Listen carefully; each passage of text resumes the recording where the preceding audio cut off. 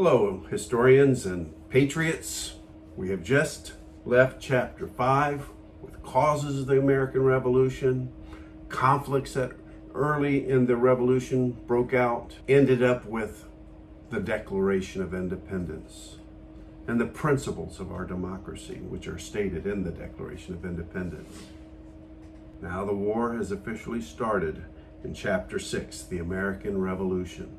You'll be assigned section 1, lesson 1 of the chapter, which talks about the difficulties engaging in war against this great enemy, Great Britain. What chances did the Americans have, really? On paper, it looked like none. The British had a navy, they had a sophisticated army that was used to fighting. They had unlimited resources to draw upon from their empire. And America, in comparison, had nothing. The America of that day was dependent on Great Britain for all their resources. They did not have a real standing army, not a professional one anyway. They were not used to fighting an organized war. And as it turns out, they're not going to. America was deeply divided at that time. Not only was this going to be a revolutionary war, but it was also going to be in many parts, especially in the South, a civil war. Americans fighting Americans. Those that were in favor of fighting for independence were called patriots. That was a compliment, but they were also called rebels by the British and by supporters of the British here in America. Those who were against the war, who wanted to stay loyal to Great Britain, were called loyalists. And they were proud of that. They were proud loyalists. But these loyalists were also called Tories, a derogatory term that was used by the patriots. They were considered traitors to the cause of revolution and independence.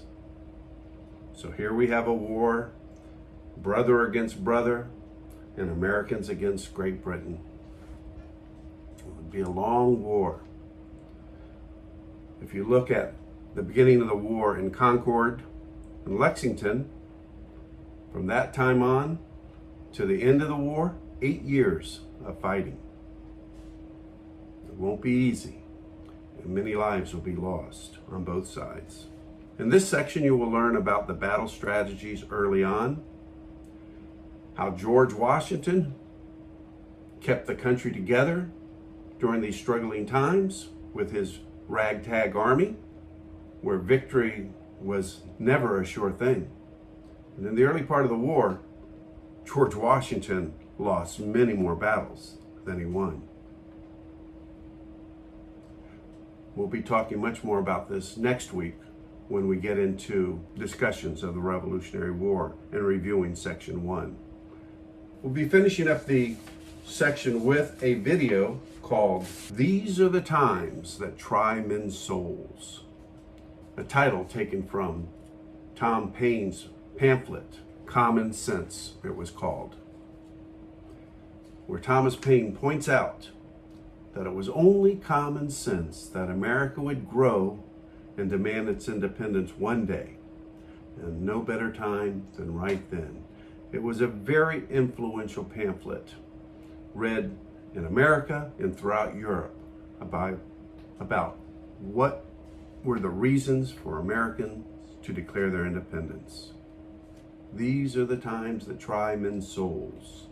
The sunshine patriot will shrink from his service, but a true patriot will rise and fight for independence. I want to remind you that this week's assignments will be the last graded assignments for quarter 2. So make sure you get it completed. Make up your older assignments. I probably won't do grades for the end of the quarter until midway through Christmas break. So if you haven't got everything caught up, use that time to make up those older assignments or redo some of the assignments that you didn't do so well on. Every assignment that you improve or complete brings that grade up. Remember, message me if you have any questions. Thank you very much. See you next week.